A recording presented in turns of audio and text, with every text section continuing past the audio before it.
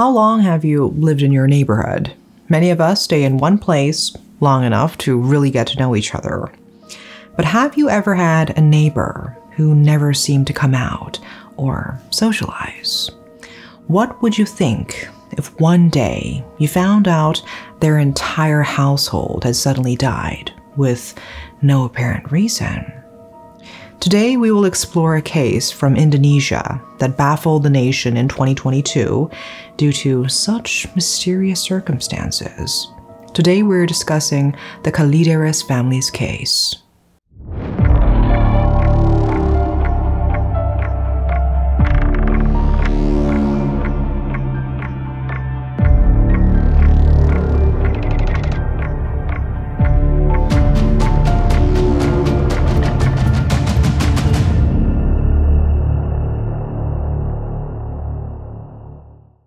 In 2022, Indonesia was nearing the end of the pandemic. On the morning of November 11th, Asiung, the neighborhood head of the Citra Garden 1 residency, was approached by a concerned jogger complaining about a foul smell. The jogger mentioned that every time he passed a certain house, he detected a strange odor. Asiung became suspicious, especially since he had recently heard the same complaint from an electrician who had been cutting off electricity for maintenance. Others had also mentioned the smell. Feeling that something was wrong, Asiung decided to conduct a wellness check at the house, owned by a man named Budianto and his family. Accompanied by several residents who shared his concerns, they arrived at the house at 6 p.m., only to find the gate locked from the inside. Despite knocking and calling out for Mr. Budianto, there was no response. With no other choice, Asiung and the group forced the gate open and approached the house. They continued to call out and knock on the front door, but still received no answer. Eventually, they pried open the windows and peered inside. Upon drawing back the curtains, they were horrified to discover a dead body inside. Upon receiving a report about the body, the Kalideres police forensic team quickly arrived at the scene. Asiung briefed them on the situation before they forcefully entered Budianto's house. Using flashlights, the officers meticulously searched each room and were startled to find not just one, but 4 bodies inside. The condition of the bodies was peculiar. They were almost skeletal, resembling mummies. The deceased were identified as Rudianto Gunawan, 71 years old, Reni Margareta, 68 years old, Budianto Gunawan, 68, and Dandian, 42, and their remains were transported for autopsy. The locations of the bodies were equally strange, 1 in the back bedroom, 2 in the middle bedroom, and 1 in the living room.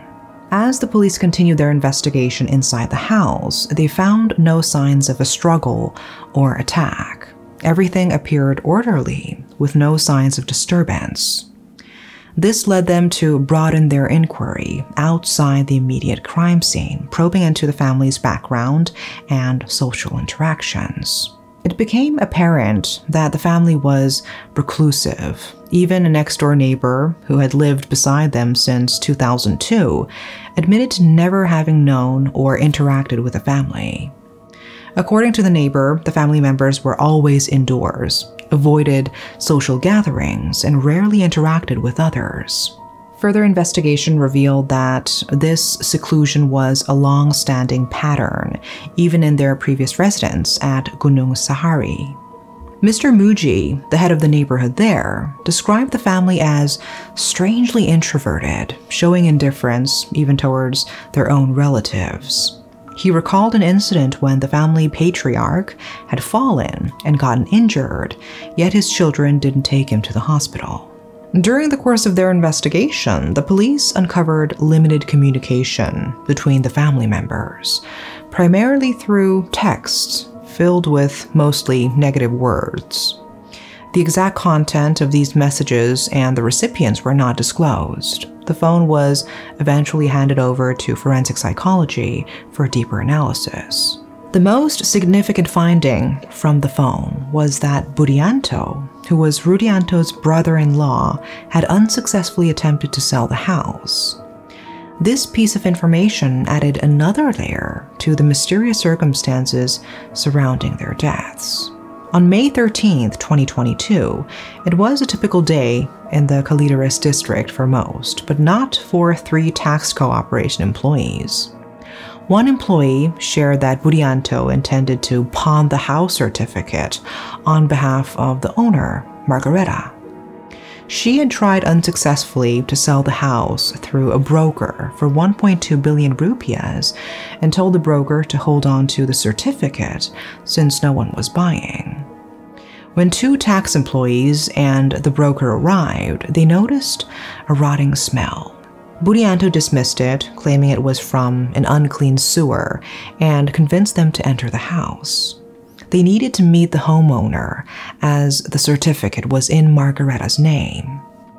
Budianto and his daughter Dian explained that Margareta was asleep in her room and invited one employee to check on her. In Margareta's room, the employee was hit by a strong, foul odor and thought it was odd, especially when Dian asked him not to turn on the lights because her mother was light sensitive.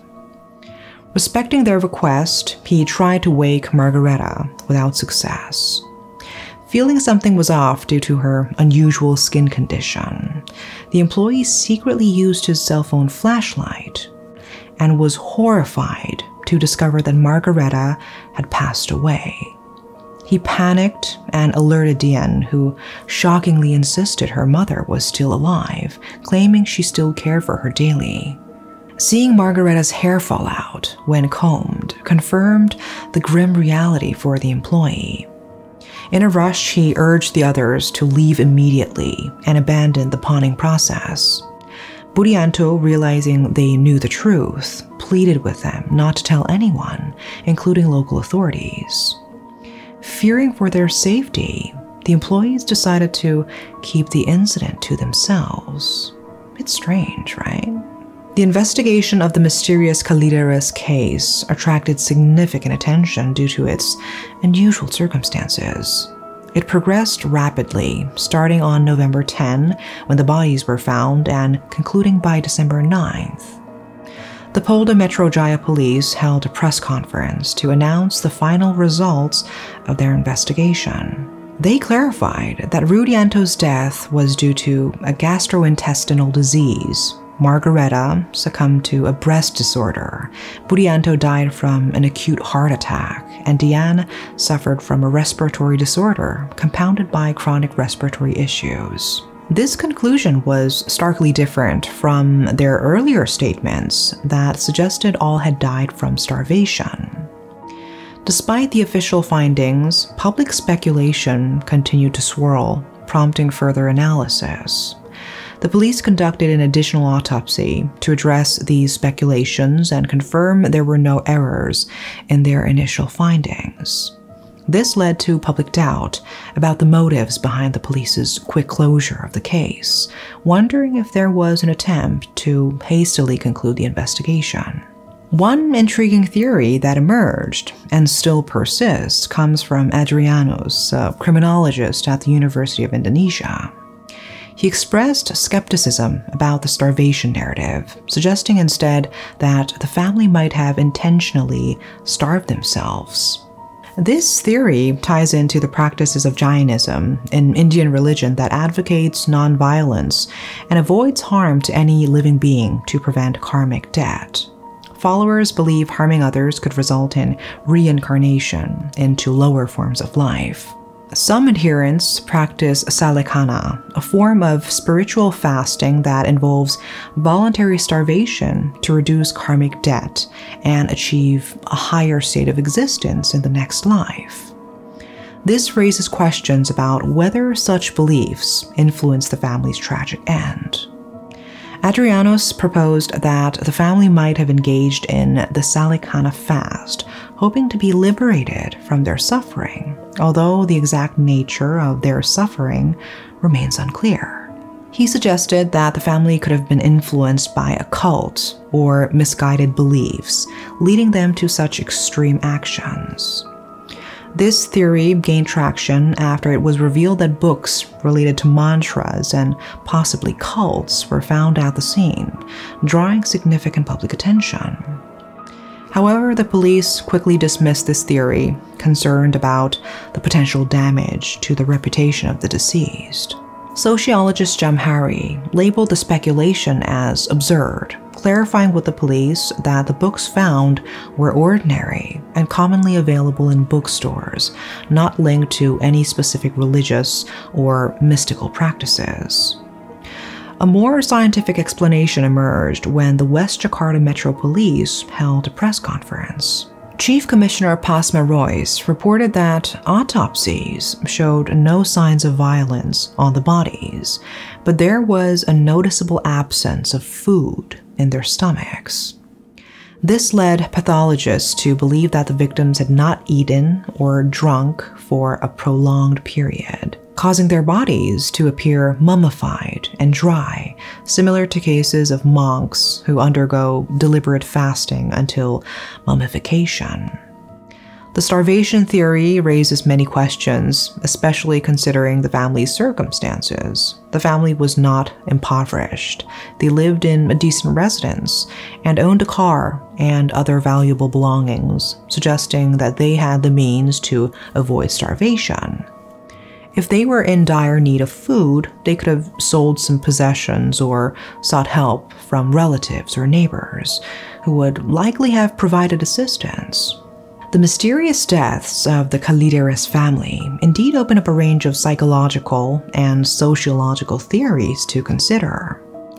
Voluntary starvation and shared psychotic disorder are among the potential explanations. A shared psychotic disorder is particularly intriguing as it recalls the Barari deaths, the famous Indian case, where family members may share delusional beliefs, potentially leading to tragic outcomes. Another psychological dimension to consider is prolonged grief disorder. This condition involves intense, enduring grief that significantly disrupts daily functioning. This could explain behaviors observed in the family, such as Deanne combing her deceased mother's hair, indicative of denial or inability to accept the death. Also, the family's secluded lifestyle and potential financial struggles could have contributed to their reluctance to seek help. The financial burden of funeral expenses might have led them to continue living in a house with deceased family members, which could worsen mental health or even physical health due to the environment. The variety of theories from ritualistic practices to psychological disorders make this case more complex. It remains unresolved for many, with no definitive answer available due to the lack of survivors to provide insights. Each theory offers a different lens through which to view the tragedy, whether it be cultural practices, mental health issues, or social isolation. Whether you lean towards the idea of a ritual, a psychological breakdown, or another explanation, the tragic story of the Kalideres family continues to provoke thought and debate about the darker, more mysterious aspects of human nature and societal influences. What are your thoughts on this case? Share your opinion in the comments. And that's all for today. Thanks for watching.